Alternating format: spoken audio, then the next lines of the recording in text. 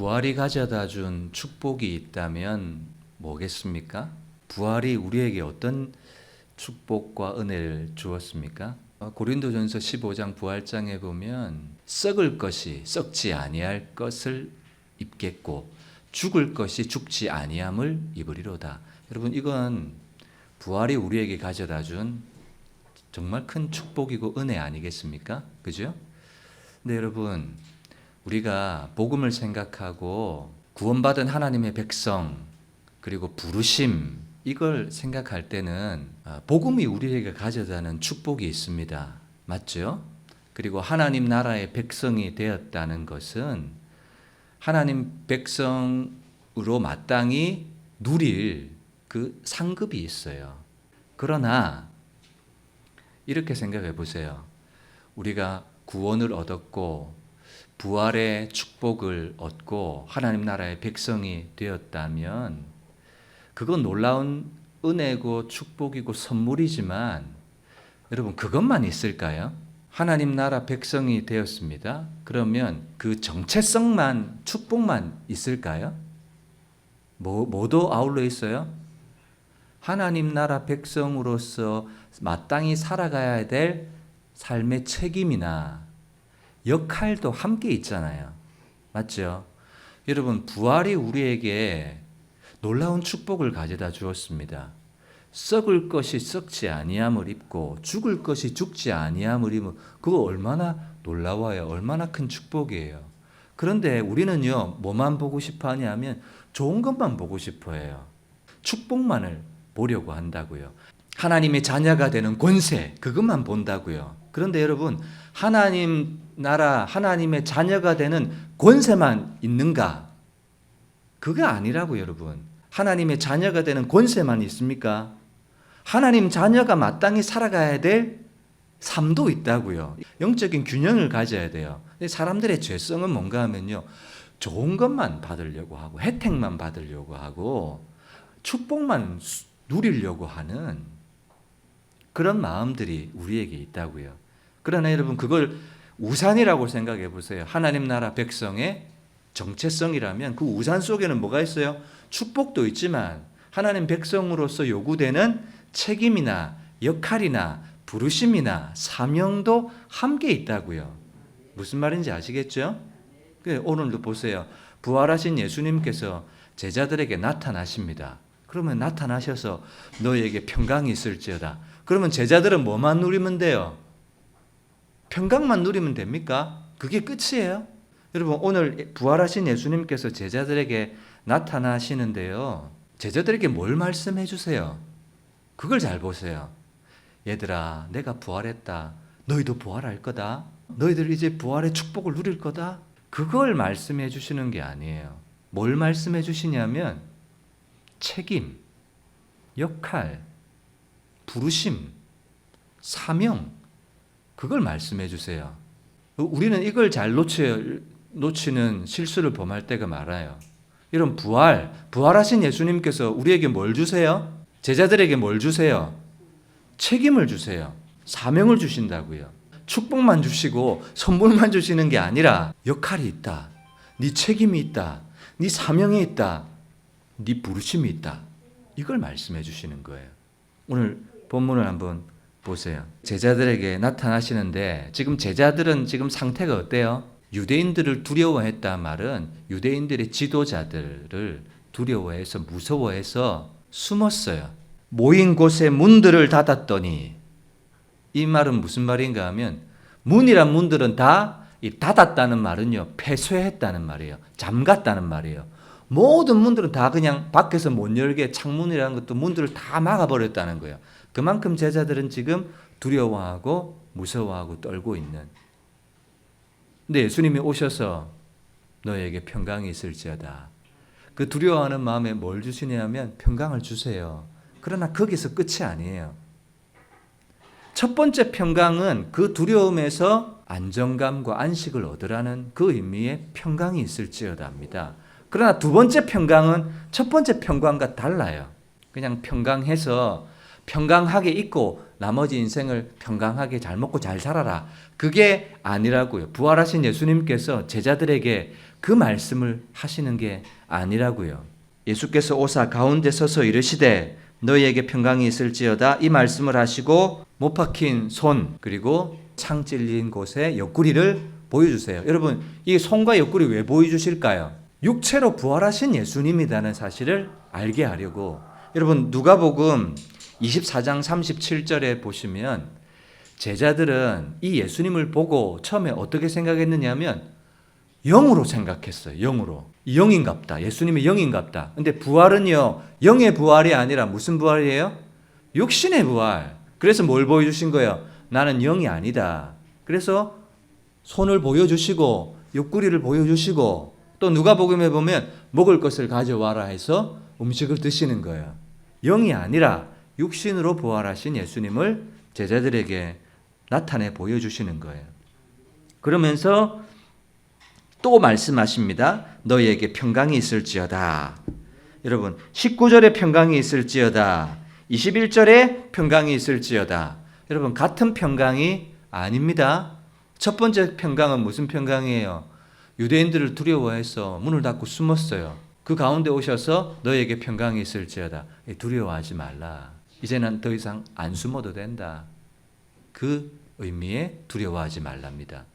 그런데 이제는 뭘 보여주세요? 예수님이 손자국과 창자국, 육신에 부활하신 예수님이라는 사실을 부활하신 주님을 딱 보여주시면서 너희에게 평강이 있을지어다 하시면서 어떤 평강인지를 뒷절에서 말씀하고 있죠. 어떤 평강이에요? 아버지께서 나를 보내신 것 같이 나도 너희를 보내노라. 이제는 예수님은 이제 뭐 하시냐면 부활하신 후에 40일 동안 계시다가 하나님 나라의 일을 가르치신 후에 부활 승천하십니다. 그죠? 그리고 복음 전파의 사명을 이제 누구에게 맡기시고 누구에게 감당하게 하시느냐? 제자들에게 감당케 하시는 거예요. 그래서 너희에게 평강이 있을지어다. 아버지께서 나를 보내신 것 같이 나도 너희를 보내노라. 이 두 번째 평강은 무슨 평강이냐면 복음 전파의 사명을 감당하는 복음 전파의 역할과 책임을 감당해야 될 제자들에게 두려워하지 말라.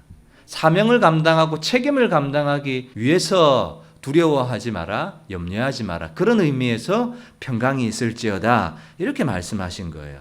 파송을 앞두고 말씀하신 거예요. 파송을 앞두고 두려워하지 말라는 거예요. 내가 너희를 보냄이 양을 이리 가운데 보냄과 같도다. 양들이 얼마나 무서워하고 떨겠어요. 평강을 잃어버리겠어요. 그런 의미에서 평강이 있을지어다 라는 거예요. 여러분 부활하신 예수님께서 뭘 주셨어요? 평강도 주셨죠? 그리고 뭘 주셨어요? 보내시는 사명과 책임과 역할을 주시잖아요. 근데 우리는 뭐만 보고 싶어 해요? 첫 번째 평강만 보고 싶어 하고 부활이 가져다 주는 축복만 보고 싶어 한다는 거예요. 그렇지 않아요. 오늘 우리가 주목해야 될 것은 부활이 주는 축복이나 유익이나 선물이 아니라 부활하신 주님께서 주시는 뭐예요? 역할, 책임, 부르심 이걸 보는 거예요. 아버지께서 나를 보내심 같이 여러분 아버지가 예수님을 어떻게 보내셨어요? 목적을 가지고 보내셨어요. 근데 목적만 가지고 보내신 것이 아니라 이 목적을 잘 감당할 수 있도록 능력과 힘과 말씀과 기적들과 메시아됨의 증거들을 가지고 아울러 예수님을 보내셨어요. 그죠? 여러분 보냈다는 것은 목적이 있다는 거예요. 목적. 그리고 그 목적을 완수할 수 있도록 능력도 감당하기에 필요한 모든 것들을 공급해서 보냈다는 거예요. 여러분 노아가 방주 안에서 40주 40야 비가 막 내린 후에 비둘기를 보냈어요. 비둘기를 어떤 목적을 가지고 보냈어요? 물이 감했는지 안 감했는지 분명한 목적을 가지고 보냈다고요. 마찬가지예요. 아버지도 예수님을 목적을 가지고 보내셨어요. 십자가에 못 박혀 죽으실 것. 그리고 공생에 사시는 동안 그 기적과 이사, 표적, 그리고 말씀의 능력 그걸 다 가지고 보내셨다고요. 그것처럼 우리도 제자들을 뭐 한다고요? 이제는 보내겠다는 거예요.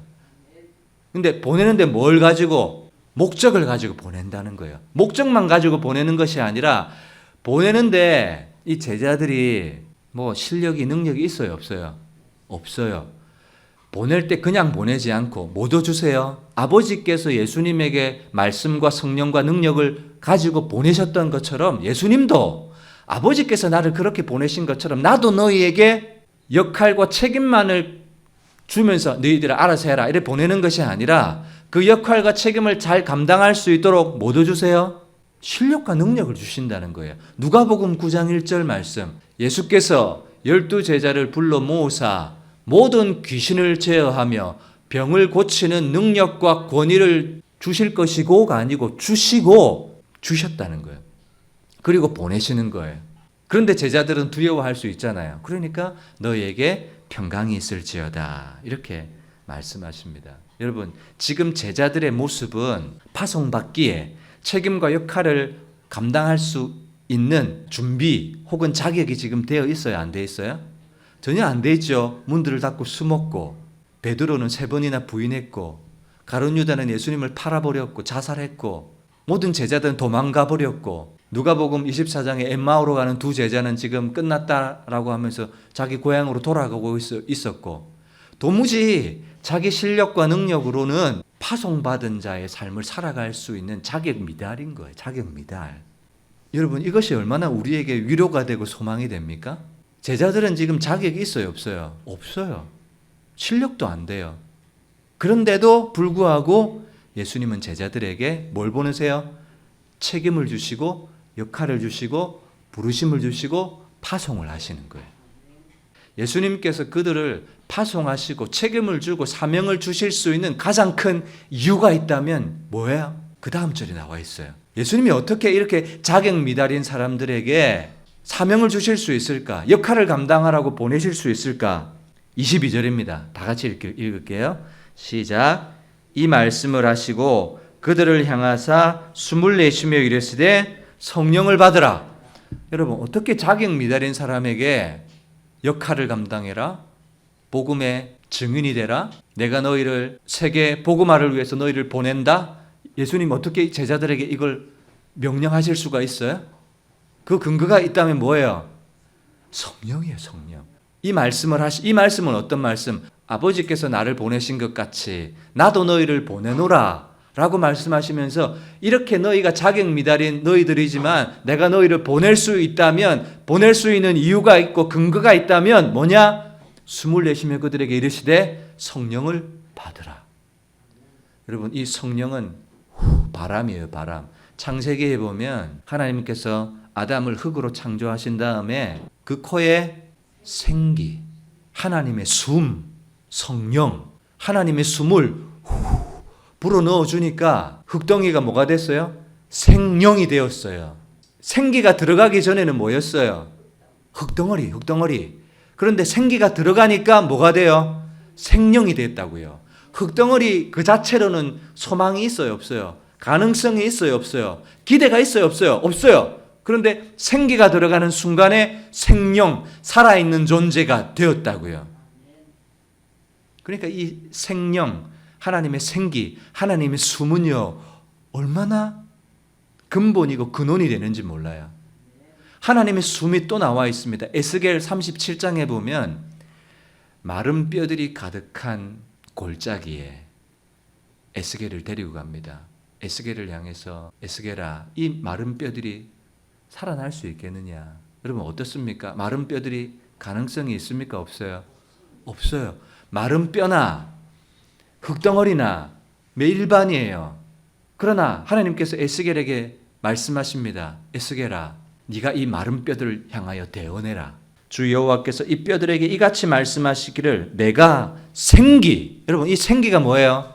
하나님의 숨, 하나님의 호흡, 성령, 생기를 너희에게 들어가게 하리니 너희가 살아나리라. 너희 속에 생기를 넣으리니 너희가 살아나리라. 그리고 내가 여호와인 줄 알리라. 그래서 7절 에스겔의 명령을 따라 예언합니다. 그리고 대언합니다. 생기야 들어가라. 생기야 들어가라 하니까 뼈에 힘줄이 덮이고 살갗이 덮이고 가죽이 덮이고, 그러나 뭐는 없어요. 8절 그 속에 생기는 아직 없어요. 그런데 여러분 점진 차츰적으로 9절 또 내게 이르시되 인자야 너는 생기를 향하여 대언하라.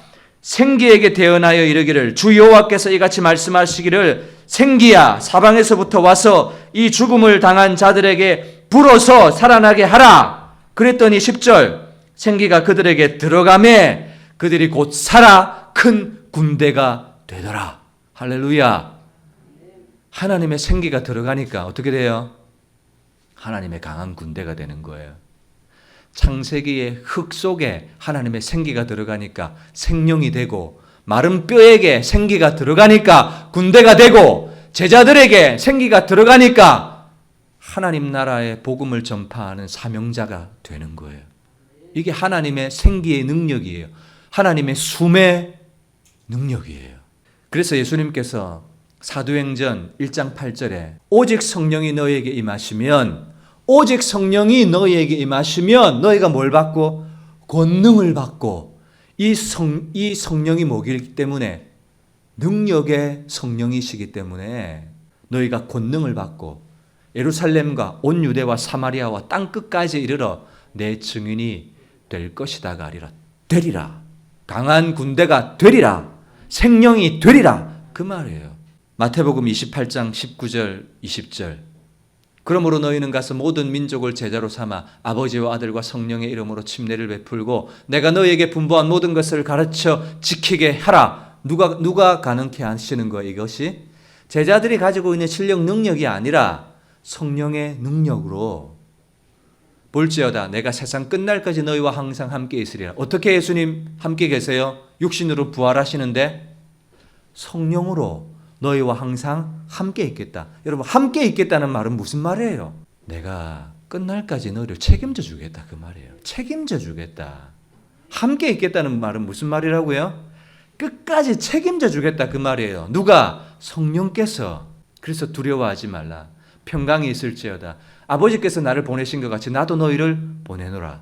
그런데 너희가 보냄받은 자로서 마땅히 필요한 것이 있다면 성령이 너에게 필요하다. 그래서 성령을 받으라 하면서 그 코에 생기를 생기야 사방에서 불어와서 그 생기를 예수님은 이제 어떻게 불어넣으세요? 숨을 내쉬면서 어떤 생기인지 아시겠어요? 흙덩어리에 그 코에 불어넣으신 그 생기, 마른 뼈들에게 불어넣으신 똑같은 생기, 그 생기를 부활하신 예수님께서 제자들에게 숨을 내쉬며 성령을 받으라. 여러분, 이게 무슨 형태인가 하면 명령어예요. 명령어. 성령 받아도 되고 안 받아도 되고, 받으면 좋고 안 받아도 상관없고, 그것이 아니라 반드시 뭐 해야 된다고요? 반드시 받아야 된다고요. 흙이 그 코에 생기가 있으면 살고 없어도 상관없고 없으면 흙이에요. 마른 뼈에 생기가 안 들어가면 아이고 안 괜찮은 거예요. 말 그대로 그냥 뼈다귀일 뿐이에요. 생기는 반드시 들어가야 반드시 강한 군대가 되는 거예요. 제자들에게 부활하신 예수님께서 성령을 받으라. 이 말은 반드시 받아야지 증인이 된다는 말이고, 반드시 받아야지 땅끝까지 이르러 내 증인이 된다는 말이고, 반드시 받아야지 세상 끝날까지 내가 너희와 함께하고 영원토록 너희를 책임져 주겠다는 말이에요. 여러분, 이 요구는 지금도 마찬가지예요. 여러분, 성령을 받으라. 이 말은 오시면 받고 안 오시면 뭐 할 수 없지. 내 소관도 아닌데 안 받고 가도 상관없고, 여러분 그거예요? 아니에요. 받아도 되고 안 받아도 되고 그게 아니에요. 반드시 받아야 되는, 그래야 뭐가 되기 때문에 증인되는 삶을, 예수님께서 보내시는 보냄받은 자의 삶을 살아갈 수 있기 때문에 받는 거예요. 그래서 예수님께서 사도행전에 들어가면 야 빨리 나가라.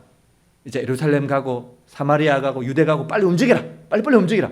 이렇게 하시지 않고 제일 먼저 사도행전 1장 4절에 뭐라고 말씀하세요? 사도와 함께 모이사 그들에게 분부하여 이르시되 빨리 가라. 그게 아니라 예루살렘을 떠나지 말고 내게서 들은 바 아버지께서 약속하신 것 뭐예요?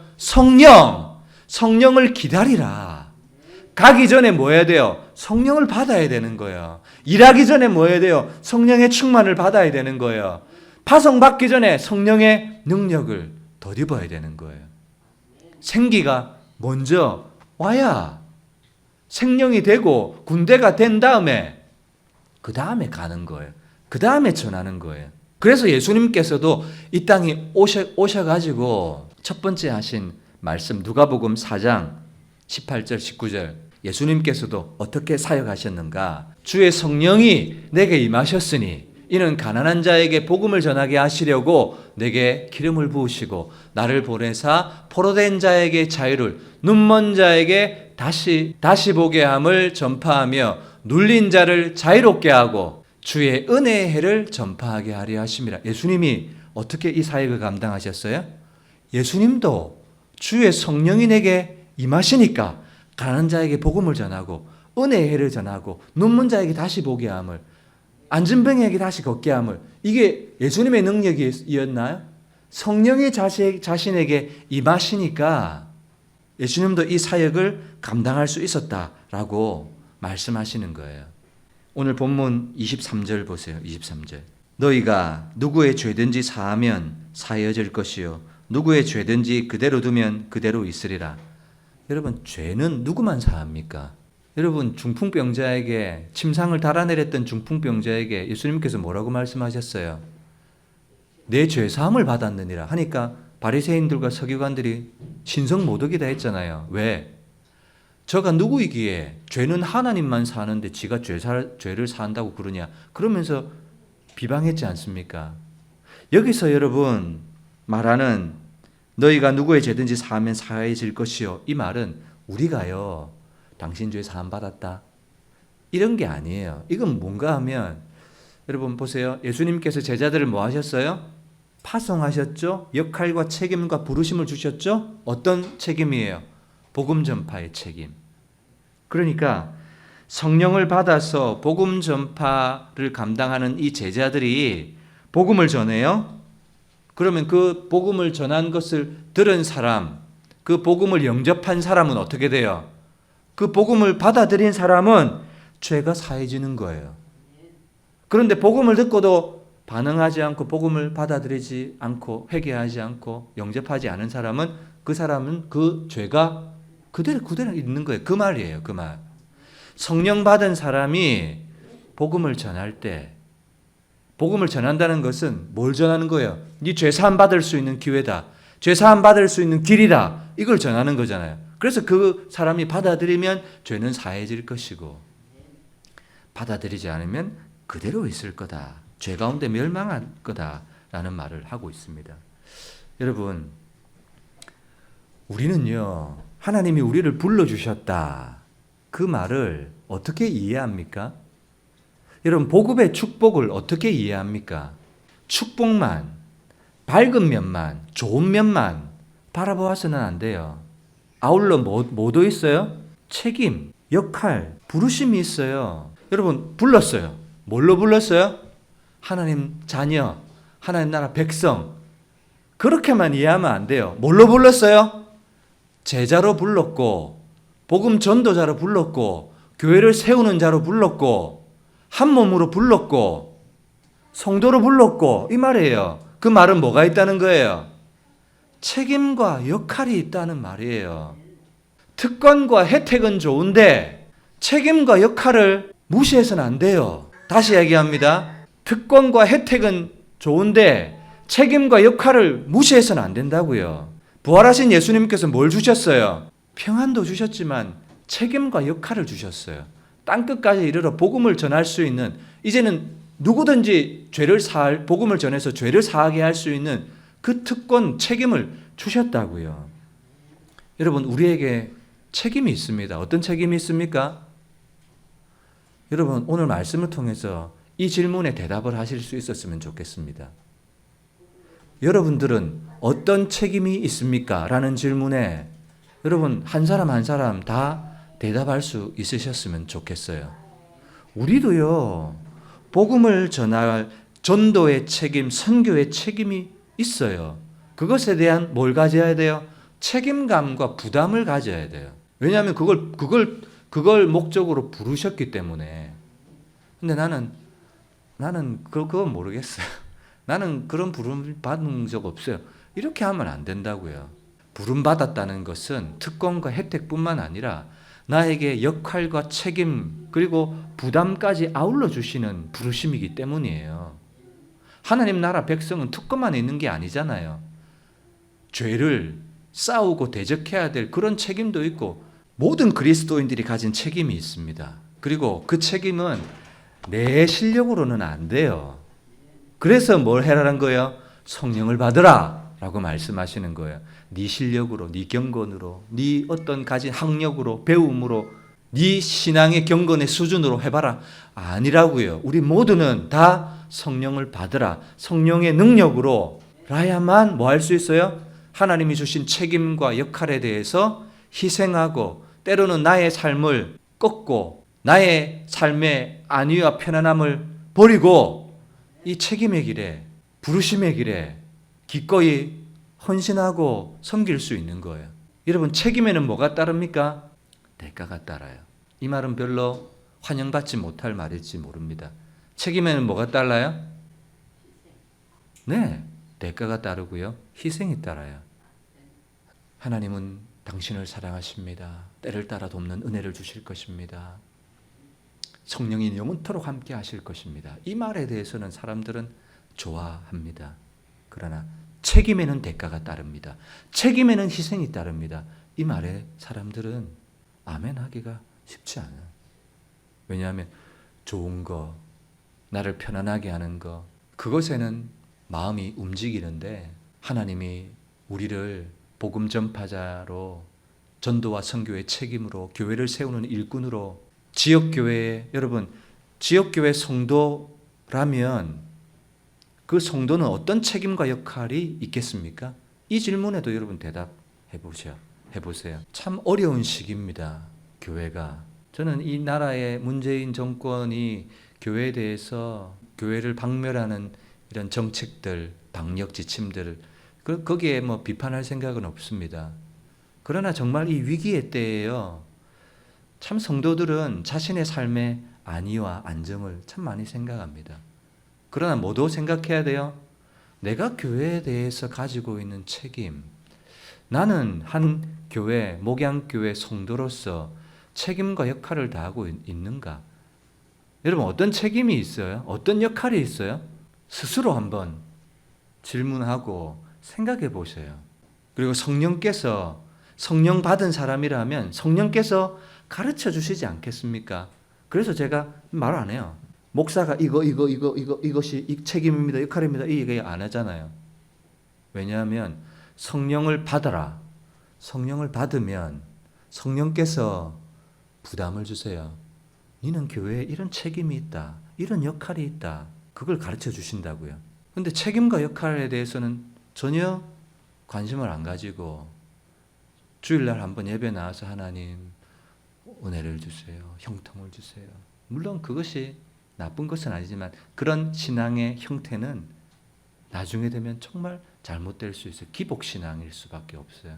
자기의 안정만을 생각해서는 안 됩니다. 성도로서 가져야 될 마땅한 책임과 역할이 우리에게 있어요. 왜냐하면 교회가 에클레시아잖아요. 에클레시아가 뭐예요? 부름받은 자들의 모임이잖아요. 부름받았다면 부름받은 자의 역할과 책임이 있어요. 역할과 책임이 있습니다. 여러분 이것을 꼭 기억하셨으면 좋겠습니다. 부름받은 제자들이 자격도 없고요. 가능성도 없어요. 그죠? 배운 사람이 있습니까? 돈 많은 사람이 있습니까? 한 사람도 그런 사람이 없어요. 여러분 교회 일, 전도와 선교의 일 돈으로 합니까? 가진 것으로 합니까?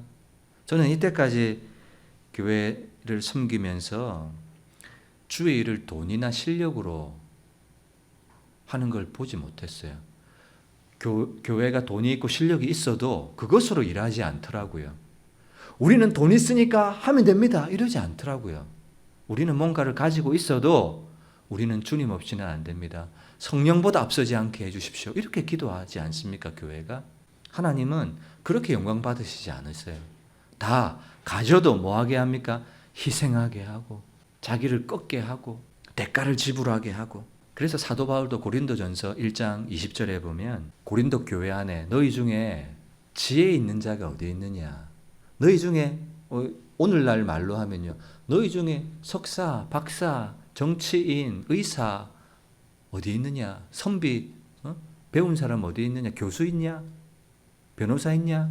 묻잖아요. 여러분, 우리 교회도 보세요. 뭐 재벌이 있습니까? 잘 나가는 사람이 있습니까? 아무것도 없는 사람들이에요. 그런데 하나님께서 왜 이런 제자들을 부르셨어요? 아무것도 없는 사람들? 고린도 교회에 왜 이런 사람들을 부르셨어요?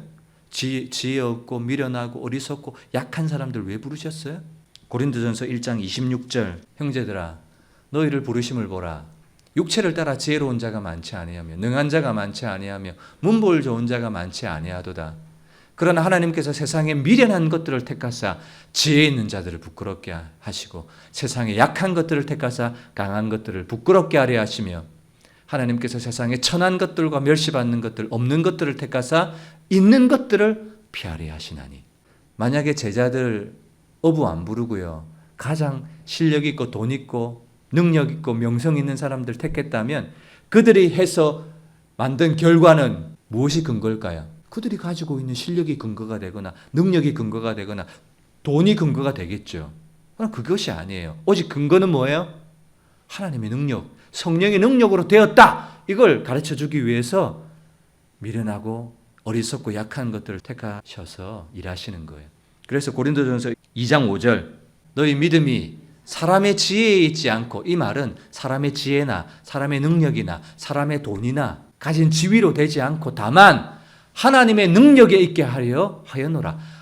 하나님의 능력, 성령의 능력이 근거가 되어서 너희 믿음이 생기게 되었다는 것을 알게 하려고 이렇게 문벌 좋은 자, 잘 나가는 사람, 재벌들을 안 부르셨던 거예요. 전적으로 하나님을 의지하는 사람들, 부르심을 따라서 끝까지 주님이 책임져 주심을 믿는 사람들을 통해서 하나님은 오늘도 일하시고 역사하시는 거예요. 그러니까 저와 여러분들도 먼저는 성령을 받으라. 성령을 받으세요. 흙에 불어주셨던 하나님의 숨, 마른 뼈들에 부어주셨던 하나님의 숨, 부활하신 예수님께서 제자들 가운데 오셔서 불어주셨던 하나님의 숨, 그 숨이 오늘 이 시간 여기 예배드린 모든 각 사람, 어린아이부터 장년에 이르기까지 모든 이들에게 하나님의 숨이, 하나님의 생기가 불어와서 살게 하는 은혜가 있으시기를 주님의 이름으로 축복합니다. 나에게 어떤 책임과 역할이 있을까를 생각하기 이전에요, 여러분 먼저 성령을 받으셔야 돼요. 성령이 오셔야 뭐가 됩니까? 아, 나는 이런 책임이 있구나, 나는 이런 역할이 있구나가 알게 돼요. 성령을 받지 않으면요, 여러분 그냥 일주일에 한번 예배 시간 예배 드리는 것, 그게 끝입니까? 그게 성도의 책임이고 역할입니까? 아니거든요. 여러분 그런 깨우침과 도전과 새로움은요, 성령이 오시면 열려지는 거예요. 여러분 흙에 하나님의 호흡, 생기가 불어나니까 생명이 되었어요. 마른 뼈들이 군대가 되었어요. 숨었던 제자들에게 전도자가 되었습니다. 오늘 우리도요, 하나님의 숨이, 하나님의 호흡이 불어오면 우리가 어떤 존재가 될지 모릅니다. 이 시간 여러분 간절하게 기도하십시오. 성령을 받으라. 이거는 선택이 아닙니다. 받으면 되고 안 받아도 좋고, 받으면 되고 안 받아도 그만인 것이 아닙니다. 반드시 받아야 되는 성령의 은혜, 우리 하나님 앞에 간절히 성령을 주시옵소서 간절히 기도합니다.